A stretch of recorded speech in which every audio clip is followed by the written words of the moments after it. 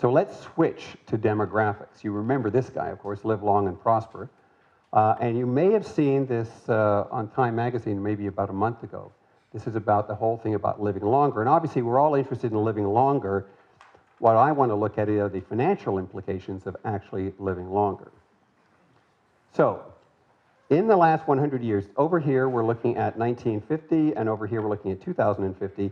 And the birth rate was 5 children per woman in 1950, and this is globally. And it's now dropping to the point where by 2050 it will be below replacement. Not in North America, not in Europe, in the world. The average birth rate in the world will be below replacement. And that means, according to the UN, that the world's population will peak around 9 billion people in 2050. And that's a good thing. You know, we've got all of this stress in the environment. But the negative issue is this. You can't have this kind of rapid change in birth rates and not have some impact on your demographics and the profile it means for the services you provide. So as the economist points out, it creates this silver tsunami, sort of this horde of aging boomers, you know, coming in on wannabe surfboards, you know, destroying the echo boom. Well, at least that's how I describe it to my children. And if you take a look at this particular graph here, it talks about life expectancy when you get to 65. And in Canada, women now live to 82, 22 years. If you get it to 65, you've got another 22 years to go. And men, unfortunately, only make it to 18. It always seems like we get shortchanged on this part of the deal. Not sure how that works out.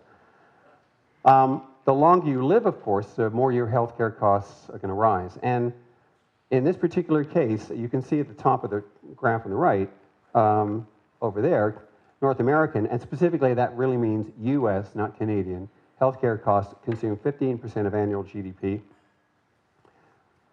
But the US spends 50% more than any other region of the world on healthcare per person, and people live on average 3 years shorter period of time. So it's interesting to listen to the healthcare debate going in the States, but they're certainly not getting value for money.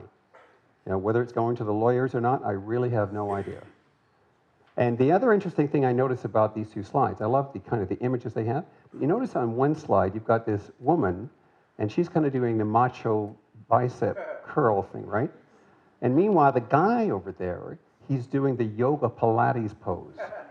So there's a transformation occurring, and as a result of this, I predict that 10 years from now, those life expectancies will be identical. Too much testosterone for the woman. Watch that stuff. One of the places that you have a challenge is in China. China has arguably one of the worst demographic profiles in the world because of their one-child policy. And what occurred is going back to, this is called a dependency ratio. How many people under the age of 50 and over the age of 65 do you have in relation to the number of people you have working? The higher this ratio is, the more dependents you have. So China has been having a lower percentage of dependents for several decades. Going forward, it's going to have more dependents for several decades, basically as far into the future as you can see. And in fact, right now, exactly this year, in 2010, is the best profile they're ever going to have. And after that, their aging population is going to get continually more and more challenged. And they don't have the same funding vehicles, interestingly. So they have a reason to have a very high savings rate. If we take a look at this graph here, what it really says, it's hard to read the graph, but basically, in China, the percentage of people over 65 will go from 12% of the population to 38% of the population within the next 40 years of the working population.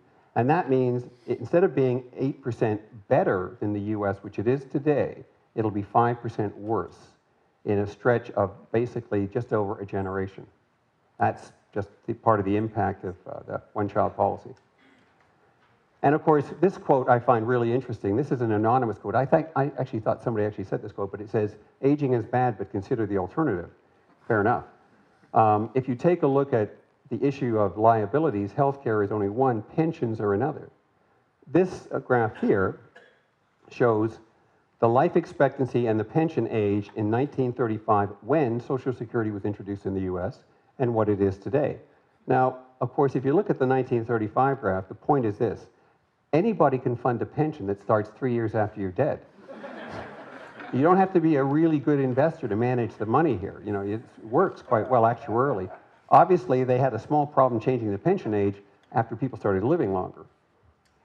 And this has created major liabilities across the developed world, and these liabilities are far, far greater. So in the red, this is the official debts of these countries as a percentage of their income. This is the unfunded liabilities. This is the old age security, the health care, the Canada pension plan equivalents of all of these countries. And our numbers are going to be more or less, the Fraser Institute's done lots of studies on this. My view is this cannot be afforded, and therefore it won't be afforded, and it will change. And so the issue we need to look at is, if it's going to change, how will it change? What are the likely ways that it might change? I have no doubt it's going to change, because it can't be done. It can't be afforded. No politician wants to be on board when those changes have to take place, but eventually they'll take place either because of leadership or because of crisis.